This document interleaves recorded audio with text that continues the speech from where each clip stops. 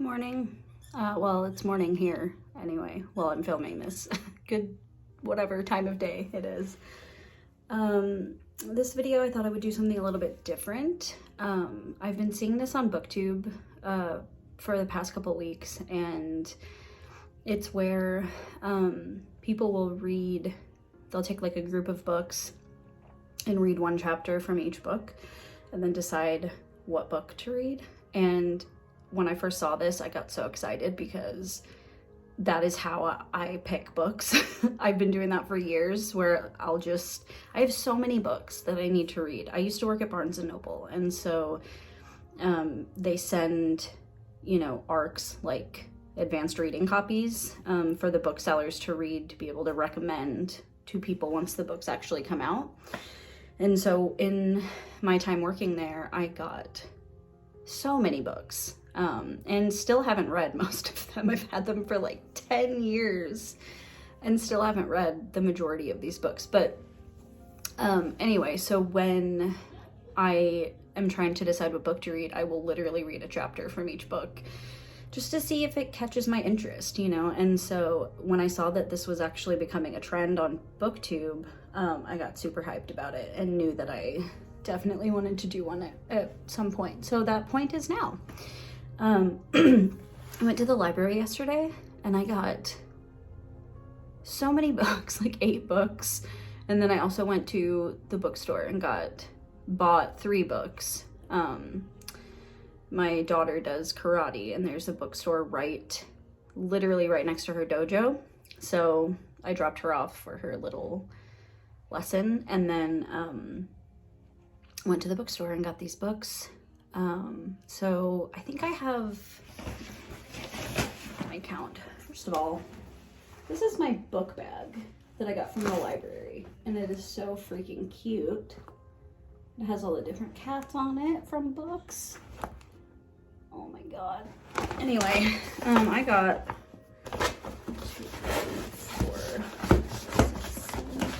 8 books and then 3 books that I bought. So could probably do all 11.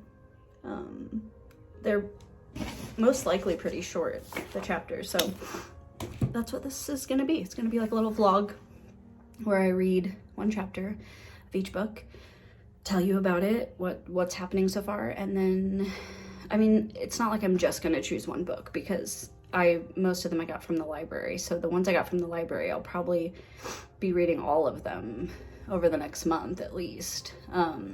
So they'll be featured in my wrap-ups and things like that. But I don't know, I just thought it would be kind of fun. And it's a Sunday, so I don't really have anything else going on.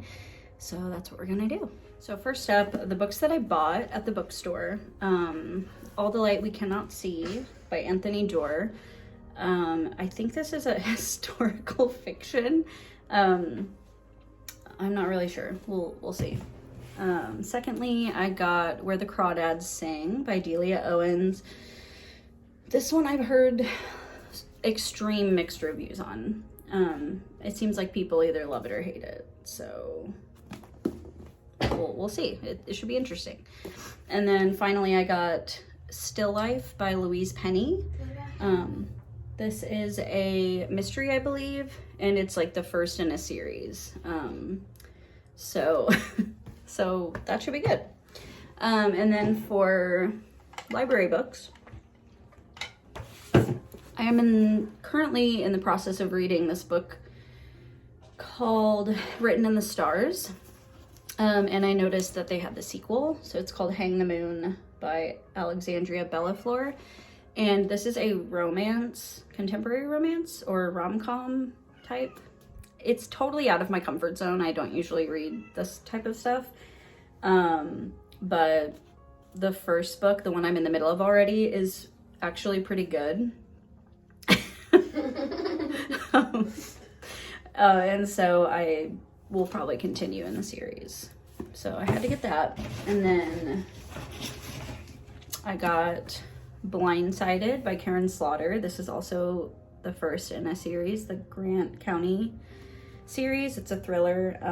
I've been hearing about this book so much recently, and it's a thriller, but I think it's like kind of a police situation. Like some of it's told from the point of view of police, which I love. So excited for that. And then I got The Death of Mrs. Westaway, by Ruth Ware. I have the book In a Dark, Dark Wood by her, and I've had it for probably like at least 5 years and have not read it. I don't know why, because it's totally up my alley. It's like a thriller mystery, and it's supposed to be really good. So, but I've also heard this one is really good too. So if I like this one, I'll finally pick up In a Dark, Dark Wood. So we'll see. Next up, I have The Last Time I Lied by Riley Sager. Earlier this month, I read, what was that book called? Lock Every Door, which will be in my wrap up for February, but I really liked the writing. I wasn't super impressed with the ending of that book, but either way, I did like the writing a lot, so I figured I would give Riley Sager another try, and I've heard that this one is like the best book. So we'll see. I'm excited for that one. I also have another book I read earlier this month was Rock, Paper, Scissors by Alice Feeney, and I was obsessed. So this is another book by Alice Feeney called Sometimes I Lie, and it is also supposed to be really good. So we'll see. I feel like I'm just saying we'll see on all of these, but I kind of have to because I don't know yet. Next up, we have 8 Perfect Murders by Peter Swanson. I've also heard really rave reviews on Peter Swanson as an author, and this book in particular. This one and The Kind Worth Killing, which I also need to start reading, and that's also a mystery thriller, I believe. Then we have, for a change of genre here, Sally Rooney, Normal People. I think this is a coming of age type something, coming of age love story maybe, which is again out of my comfort zone a little bit, but I've heard good things, so give that one a try. And then finally I have Convince Me by Nina Sadowski. And I haven't really heard of this one, but I liked the cover. I'm a sucker for book covers, and sometimes it pays off and sometimes it really doesn't. So, but this one I think is about a man who dies and the people in his life figure out that he wasn't who he said he was. So we will see. So that's all of them. And then the one I'm gonna try first, I think, I don't know. I'll do Hang in the Moon. I'll try this one first, and then I will get back to you. Really quick, right away, I just want to say I love this book and Written in the Stars. They do, every once in a while, they'll do these like, what summer song are you based on your zodiac sign? Or what, holiday thing, whatever. It's a whole like based on your zodiac sign quiz, because actually I think there's 3 books, but all of them have a lot to do with like astrology, which I am obsessed with, and so I just think it's really cute that they incorporate like little zodiac quizzes. Okay.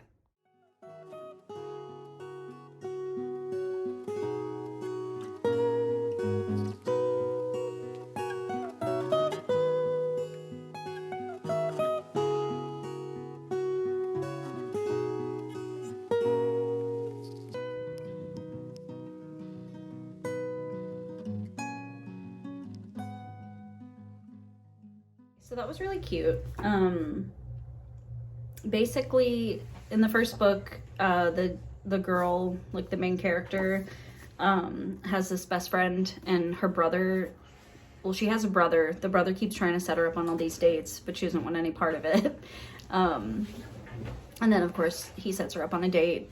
It's like a fake dating trope, so he sets her up on a date. The date doesn't work out, but she doesn't want him setting her up on more dates, so she just pretends that it worked out. It's a whole thing. But the brother is the main character in this one, and he is like, has always been in love with his sister's best friend, since they were kids. And so this best friend gets in town in the first chapter, but she's there to see Darcy, who's the main character from the first book, but Darcy is out of town. So she was like trying to surprise her, but the girl's out of town that she's trying to surprise. Okay, so next up, I'm gonna do Blindsighted by Karen Slaughter. I will get back to you.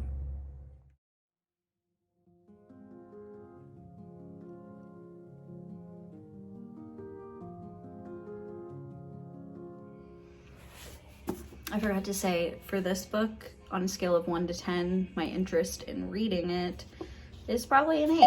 So that's pretty good. And then I just finished the chapter on this one. Interest in reading it, 10 out of 10. Very gruesome scene right away.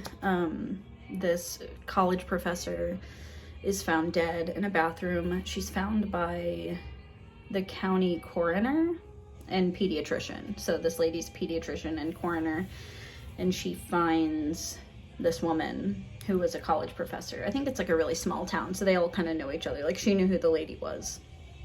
Finds her dead in a bathroom, and it's very descriptive and gross and gruesome and terrifying. So but I have to read that one. I just can tell by the writing already that it's going to be so good. I think next I will do this one, Where the Crawdads Sing. I don't think the description really tells anything. Like, I don't get what it's about. Maybe I'll have a better idea after reading the first chapter. So I'll be right back.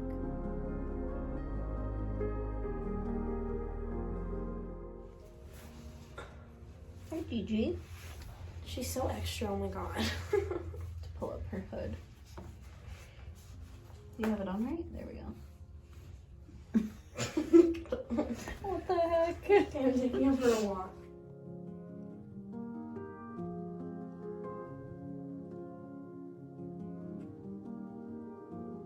So there was a 1-page prologue, and then the first chapter was really short, so I went ahead and read the prologue and the first 2 chapters.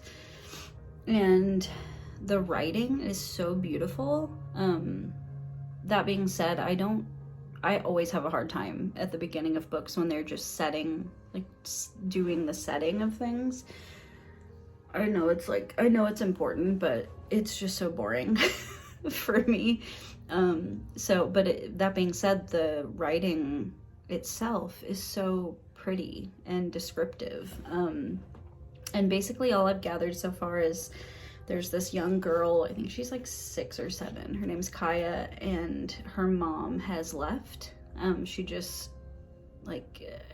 they live in like a marsh in this tiny little house, and I'm assuming there were issues between her parents because her mom just up and left one day. And then her siblings left, so she's basically living by herself.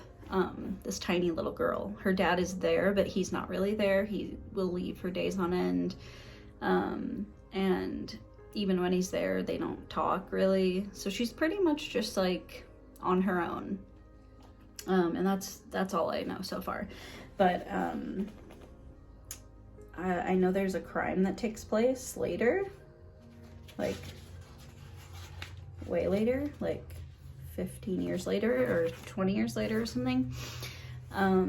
So I don't know if this book is like a mystery or what, but I'm here for it. I would say my interest in continuing this at the moment is probably a 7 out of 10.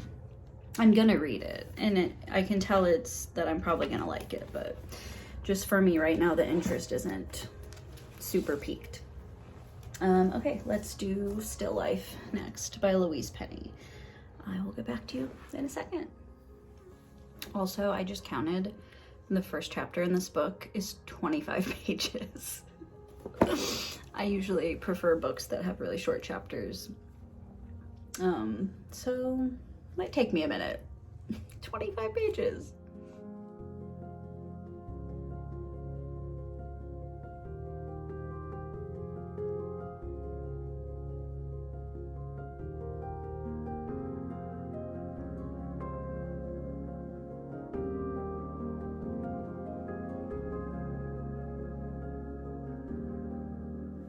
so it's a little bit later now, but I finished the chapter, and I'd say as far as interest, I don't know, probably 7 out of 10. I definitely like the writing. It's funny, it's cheeky, and I think I'm really gonna like it, but it is a little bit confusing already. They've introduced a lot of characters in one chapter. I can tell it's gonna be a lot to keep up with. I'm sure if I invest my focus, I'll be fine. But yeah, it's just someone has died.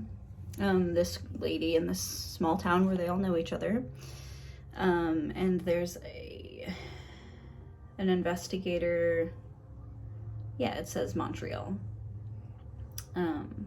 Gamache. Armand Gamache. He's like the chief inspector. So I'm sure he's gonna come out and investigate. But yeah, it's Thanksgiving. There's like an art show that they're doing, I think. And the lady who dies immediately, she did a painting, and they were kind of having like a discussion about her painting, whether it was brilliant or childish.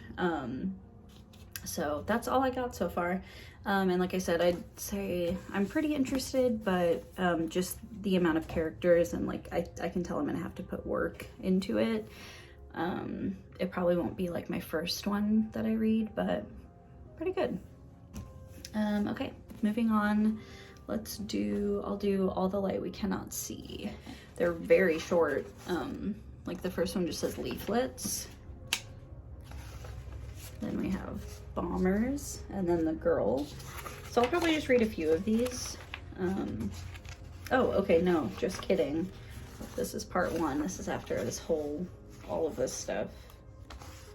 Okay, so I'll just read a few. And maybe stop when I get to part 1. Okay.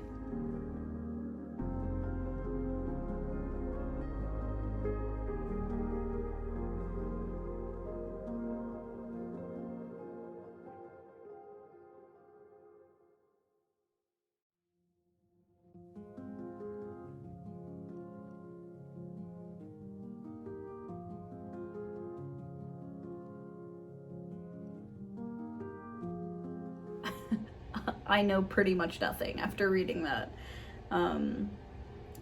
Looking on the back, I mean, it was obvious there were bombs going off in the city, but essentially it's about a 12-year-old girl who is in Paris. It's about the Nazis occupying Paris. And there's like an 18-year-old boy named Werner.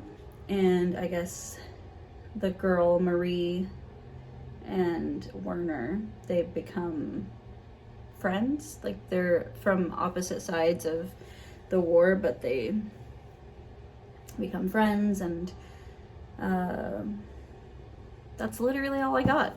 It told me nothing. I mean, I like the writing, and I'm sure it's going to get good, but just based on what I read, I'd say my interest in this is about a 5.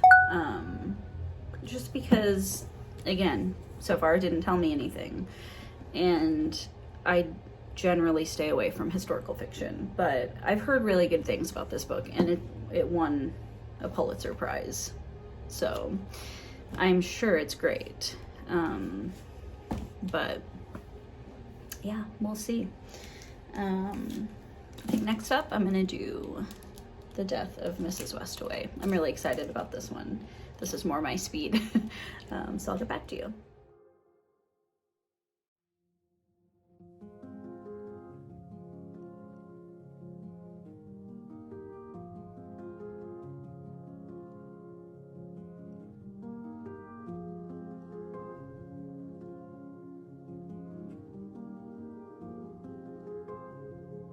So I already love the writing in this book. I don't know why. I think I have an affinity for like British anything really, but British mysteries and mysteries set in the UK.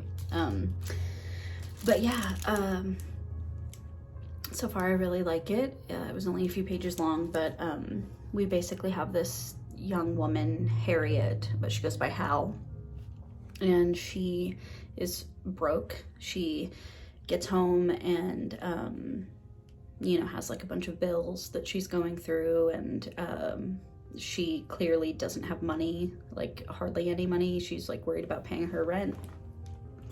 And then she notices a letter in with her mail that is from like a law firm, basically stating that she has inherited something from her grandmother who just passed. Like, I guess she's inheriting either money or this estate. I'm not sure yet, but so she basically has to respond and say, you know, if she's gonna come claim, you know, what was left to her. But the problem is that her grandparents have already been dead for years, so like there's no way that it could be true. It looks like she is going to pretend to be this person to try to get this money or whatever. So I'm excited. I would give this, just so far in the first chapter, I would say a 9. So not quite as excited as I am to read Blindsighted, but pretty close. It's definitely going to be one of the first ones that I read. All right, moving on, we have Normal People, Sally Rooney. I'm going to give this one a try next, and I'll see you in a few minutes.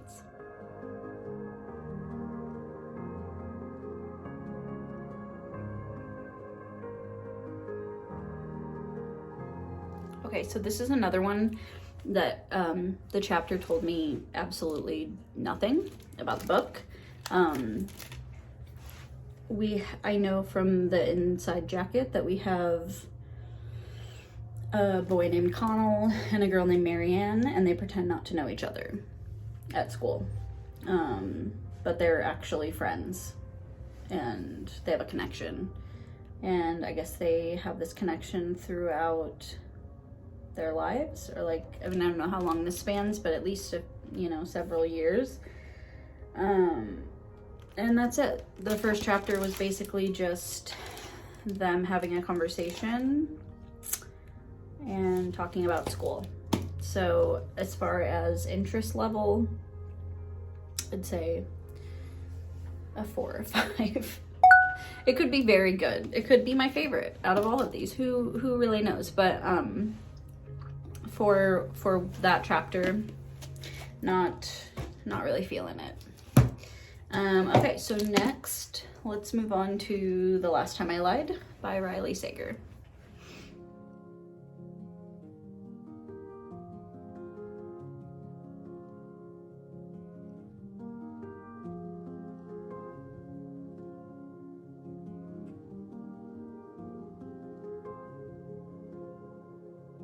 Okay, so this one I'm actually super excited for. I'd probably give this a 9 out of 10 as well. So the first, like the prologue is really cool. It basically describes the main character waking up, and it's like set at a summer camp, and she wakes up and finds that her like roommates are all missing, and she's like looking everywhere for them, and she can't find them anywhere. But it's really cool because it's told in like, you know, as if it's talking, as if you're the one who it happened to. Like you close your eyes, you like, it basically is described as like it's happening to you, which I think is really neat when books do that. And then in the first chapter, it's I think 15 years later, and the girl described in the prologue, she is an artist, and so she keeps doing paintings of these girls who went missing, and it's like the only thing she can paint. She can't paint anything else. And so she is like at an art gallery, her stuff is being sold, she's gaining a lot of popularity, and she is kind of worried though, because she can't because she can't paint anything else, she kind of feels like she's being obsessive and that she should try to let it go and try to move on. And so she's nervous that she's like a one-hit wonder and she's not going to be able to paint anything else if she moves on from these girls going missing and probably dying. And I thought this little part was really interesting. They are in her gallery, like selling her paintings, and one of the guys there seems really surprised that she, because of how bold her paintings are, he seems really surprised that she, you know, doesn't have like a bold way of dressing or like appearing. And so she says, I once told Randall I dress so plainly because I want my paintings to stand out and not the other way around. In truth, boldness in one's personality and appearance seems futile to me. Vivian was bold in every way. It didn't keep her from disappearing. And I love that. She was one of the girls that went missing. And I just thought that was really interesting statement. But yeah, so she, I mean, I'm excited to see what happens with her. Also her, like old camp counselor, I think she's either like the owner or the counselor. Yeah, she owns it. Her name's Francesca, but they always called her Franny. She shows up at this gallery and says she has a proposition for Emma. That's the girl's name. And I know just from the description that she asks her to come back to the camp to be the painting instructor. So I know she goes back to the camp. I know that she starts kind of piecing together what happened 15 years ago. So I am super hyped. Definitely want to give that one a read. All right, moving on. We have Convince Me, Nina Sadowski.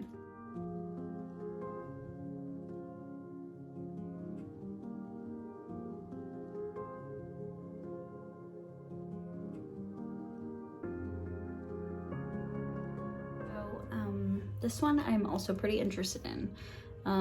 We start out at a funeral of this guy, Justin. So the first chapter, we get the perspective of Annie, his wife, and she's basically just telling the story of how she met him, her husband that has just died, and she was basically at a ski lodge with her friend. Her friend decided to go home early, and then she ended up leaving the next day, but she got into a car accident on the way out of the ski resort or whatever. And Justin showed up somehow at the accident and like basically saved her life. And then she even mentions, like in the chapter, because he does all this stuff, he stays at the hospital with her, he takes her to his hotel that he's staying at, and she says, she basically says, like, I didn't wonder at the time, I should have wondered at the time why a perfect stranger was being so nice. I'm middle class, I'm white, you know, I'm used to people helping me, so I didn't think anything of it. And so I guess the main thing here, he was found dead with Valium in his system, but he's like very anti-drug. His brother died from an overdose, so none of that makes any sense to them because he was extremely anti-drug. And so, yeah, I guess they find out that he wasn't who he said he was. And I'm into it. So I'd give this one like probably an 8 or 9. Sounds pretty good. Moving on, we have 2 left. The next one, I'll do 8 Perfect Murders by Peter Swanson.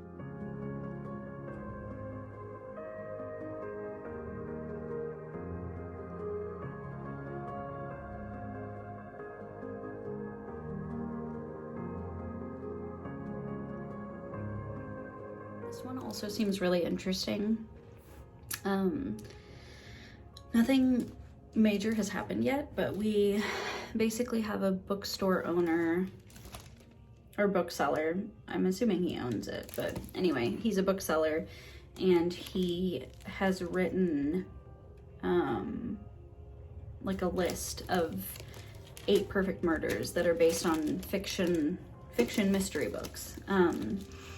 And an FBI agent shows up at his bookstore to ask him about this list. She somehow thinks it's connected to some real murders that are happening.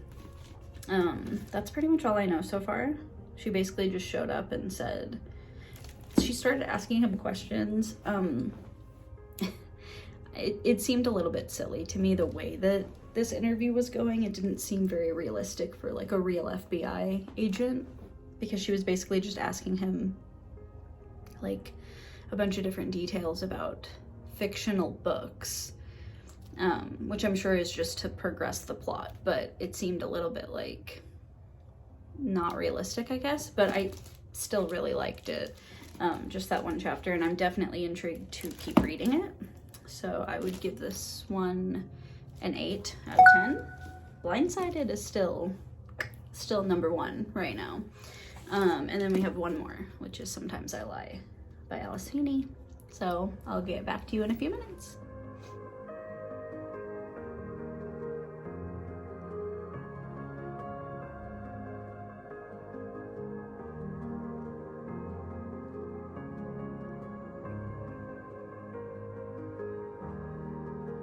Okay, so I'm really intrigued by this one. It's kind of not a lot to explain yet, but I will read this little intro.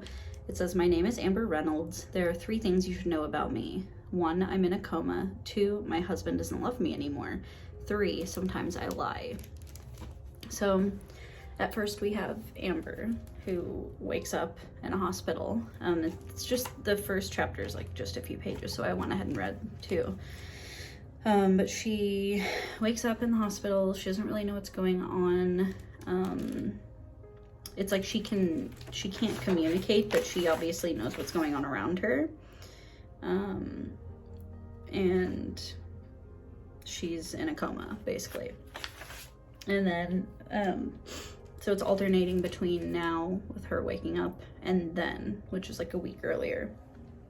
So the first chapter of Before, it's clear almost immediately that Amber seems to have like OCD.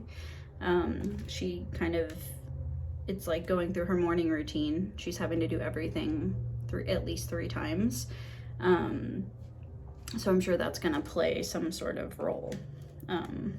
Otherwise, I don't think that it would have been mentioned, but essentially she goes to her office and she works for like a morning show. It's called Coffee Morning. And so she's like this other older lady. It's her show, but she's like their co-host, basically. And at the end of the chapter, we find out that she really through the whole chapter, you can kind of tell this older lady doesn't like her. They don't like each other. And so at the end of the chapter, her boss tells her, like, you know, it's really important that you have chemistry on screen, and our hands are kind of tied if you can't fix your relationship with, what is her name, Madeline. If you can't fix your relationship with her, then we're gonna have to fire you, basically. So that's pretty much all we've gotten to so far. So we know that she's now in a coma in the hospital. We know that she was having work trouble, and that's it. So I would give this one an 8. I am really excited to read it because, like I said, I loved Rock, Paper, Scissors by Alice Feeney. And I like her writing style a lot. So I am very excited. But I think out of all of these, I'm going to read Blindsighted first. It hooked me right away. So, but what this has shown me is that I know myself, and I know that I am drawn to mystery thrillers. The highest rated ones from the first chapter were all mystery thrillers. I don't tend to like other genres as much. But that's why I'm doing this, because I'm trying to branch out and trying to get myself to read other things. It's not that I don't like other genres. There are, regular fiction books that I absolutely adore. There's a lot of nonfiction books that I've absolutely loved. But just given the option, I will almost always pick up a mystery thriller first. I just love, especially psychological thrillers. I love twists. It's my favorite thing to read. So I'm glad that I have some other genres to get into. But yeah, so that's gonna do it for this video. I hope you enjoyed, and hope you have a great day.